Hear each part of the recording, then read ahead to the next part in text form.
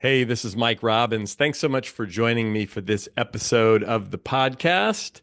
Hope you're doing well, you, your team, your family, everyone around you. Oh, goodness. I'm excited to talk to you today about something that happened just a couple days ago for me, and I've been thinking about it. I want to talk on this episode about giving other people credit. And even as someone who's talked a lot about appreciation and recognition and acknowledgement over the course of my life and my career, it's been a foundation of my work. I notice it's actually sometimes somewhat, if not significantly, challenging for me to give other people credit if I'm being really honest about it. And something happened. I met with a mentor of mine, someone that I just adore, and he's been a mentor of mine for 30 years and just had a profound impact on my life. And two things happened in the conversation that were really interesting and somewhat ironic. The first thing was we started talking about this phenomenon of credit and sort of giving credit, taking credit, who gets credit. We were talking about luck and serendipity and magic and when things just, and I was acknowledging honestly that sometimes when things happen for me that are kind of lucky or just seem like they sort of fall out of the sky, I'm definitely grateful, but I weirdly have this like resistance to it or defensiveness against it, or I don't know, I'm worried people will think, oh, you're just lucky, or you didn't deserve that, or you didn't work for that, or something. And then if I go deeper, it's like part of my ego likes to be able to take credit. And if something just happens or someone just kind of, hooks me up with something, or it's a favor, or it just, you know what I mean? Again, definitely feel fortunate and grateful, but like there's this weird part of me, and maybe you can relate to this, where it's like, well, I didn't earn it, or I didn't do anything to get that, or I don't know. So we were just talking a little bit about that. And later on in the conversation, unrelated to that topic, my mentor started actually talking to me about some things. And inadvertently, he was kind of taking credit for some things with me, and again, it wasn't like arrogant, and he wasn't just like, well, if it weren't for me, you would be nobody. It wasn't like that. But I noticed myself, like my heart started to race, and there was a part of me that wanted to get defensive and went, hold on a second, like, yeah, thanks for the support, but like I did a lot of work, or I figured that out.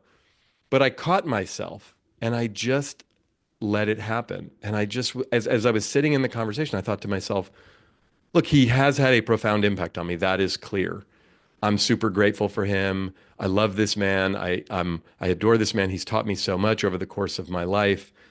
Um, but even if I didn't completely agree with what he was saying in terms of what felt like he was trying to take credit for something that I did or something that I learned or whatever, I just didn't take that next step that I sometimes would have maybe in the past to correct him or sort of defend myself or go, well, like respectfully, I just let it happen.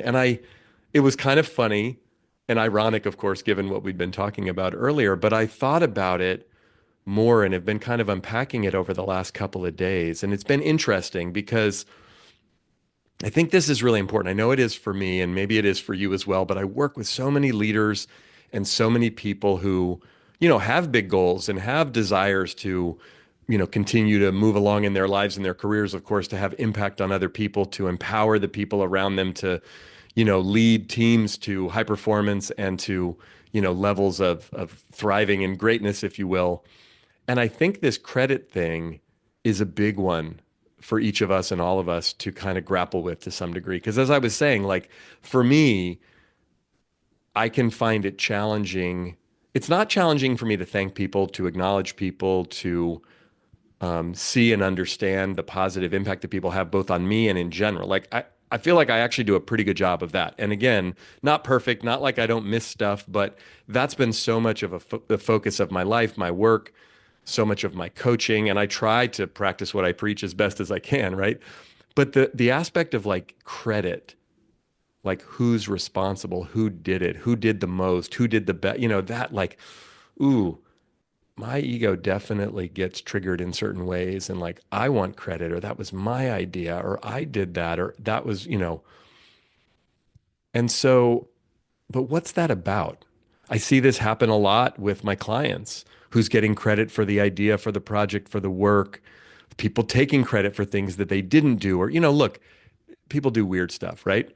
And a lot of times it's like, hey, so and so took credit or that group took credit when it was really us. And, it can get petty, it can get weird, it can get political inside of organizations, especially the bigger the organization or the more dynamics at play. I get it. I see it a lot. I mean, as an outsider, I don't work inside of these companies, but I partner with them and I see it happen. But I think sometimes, like at the core of our inability to give other people credit or our desire to want to make sure that we get credit, I think it really comes down to fear and scarcity, right? Even sitting with my mentor, if just letting him take credit, and again, he wasn't doing it in an obnoxious, sort of disrespectful way, like, oh, you knew nothing and then I showed you and it was all because of me. It wasn't like that. But just this element of him pointing out some things that he taught me and seeing some shifts in me and tying it back to some things that he had done and said. And again, it wasn't completely off base, but I just sat there and listened and thought to myself, I don't know if I have that exact same story. And you know what? Who cares? Again, I love this man, and he has had a profound impact on my life and my career and so many aspects of my growth that I'm super grateful for.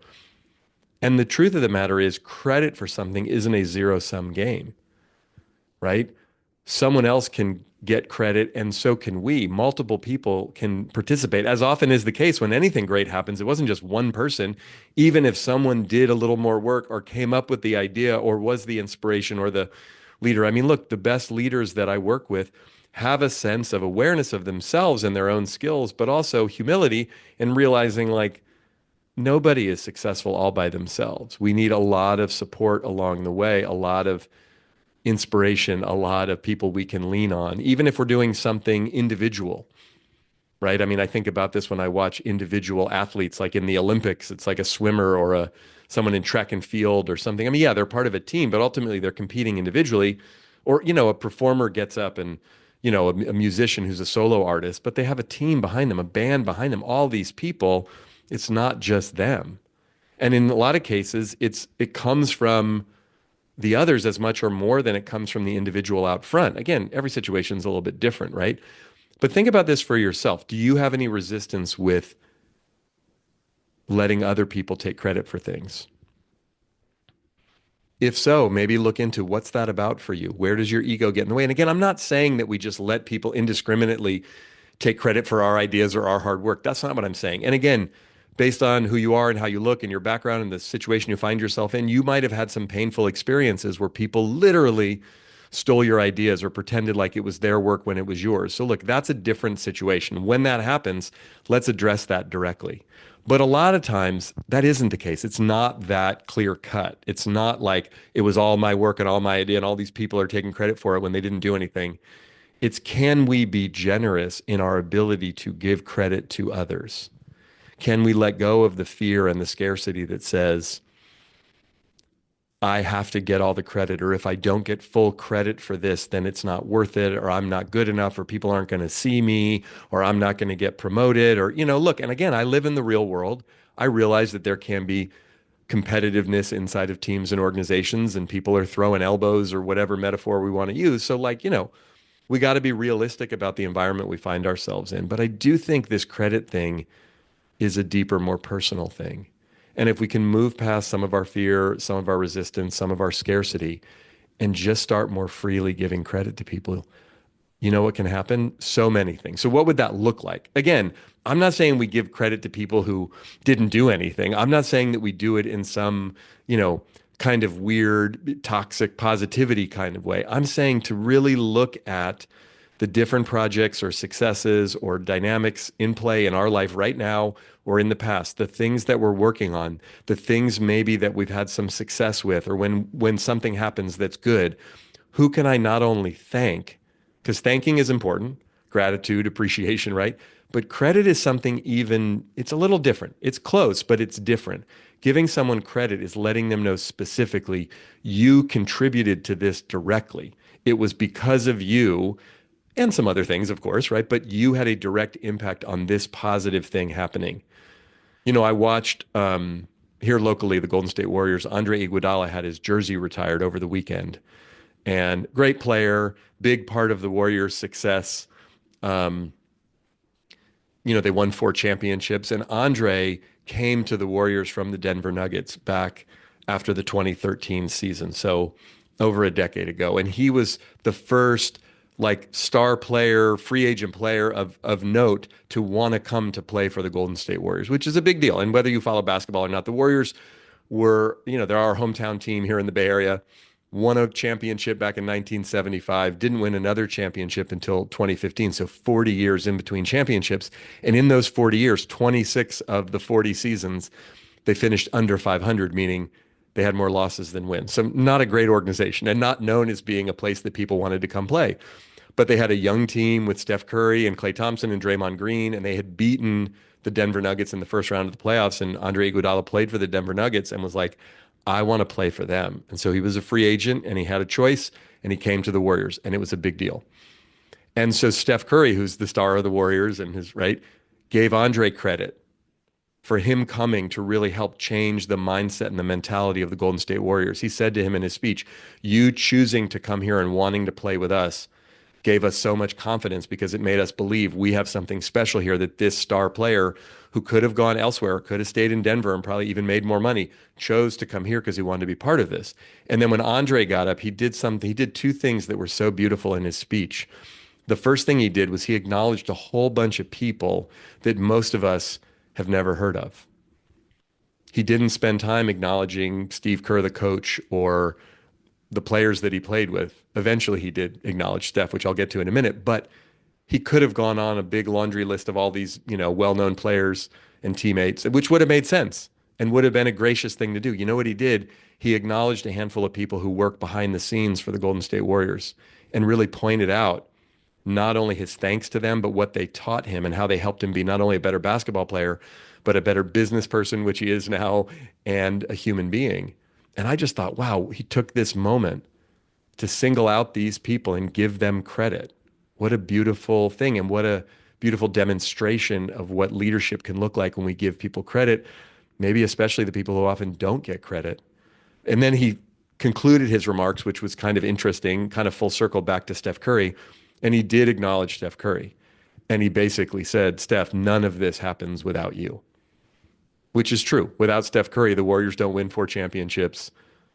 Andre Iguodala is not getting his jersey retired. So it was this beautiful reciprocation of each of these two incredibly successful, talented, very wealthy, well-known professional athletes. Steph obviously being a super duper star and Andre being a star in his own right, but giving each other credit and doing it genuinely, authentically, graciously. To me, it was like, wow, that's a really beautiful thing to see. And giving another human being credit does not take anything away from us. I can give you credit. I can thank you and acknowledge you for the impact you've had on me and what you did to make the thing possible that I was able to accomplish or we were able to accomplish together. And that doesn't in any way minimize me. It doesn't mean that I wasn't involved in it or I don't deserve some credit too. It's not a zero-sum thing. It's something that amplifies. It's something that multiplies. So if you can look at areas of your life personally as well as professionally, if you can look at your team, especially if you're in a leadership position, but even if you're not, and really not only thank people, but take it to that next level and give them credit. Thank you for doing what you did that contributed to me and to this. We wouldn't have been able to accomplish this without your participation in it. Now, again, we need to do this authentically. We're not just running around giving credit to people indiscriminately. But doing that, what it does is not only is it's a huge acknowledgement of the person, and it feels good to them, it's empowering to them, it also instigates them wanting to reciprocate, not necessarily with giving credit back to us, although maybe they will, but wanting to participate with us. It creates a virtuous cycle. And if you can be the kind of leader, the kind of human, the kind of team member, the kind of family member that gives credit, yes, where credit's due, but gives it generously, isn't stingy about it, doesn't hold on to it, doesn't hold it back and think, if I give credit to you, then I don't get enough.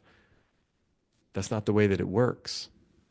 And when we do that, it actually opens us up. It opens our aperture up, so to speak, to receive more goodness coming to us. If I have to take credit for everything, if I can't really be with or accept when someone does something generous or nice for me, which I'll be honest, sometimes is challenging for me for a whole bunch of reasons, even at this stage of my life, even with all the work that I've done, it's like sometimes it's like, whoa, why is this person doing this nice thing? I have a colleague of mine recently who's been very generous, sending me, referrals and connections, and I so appreciate it. I'm super grateful.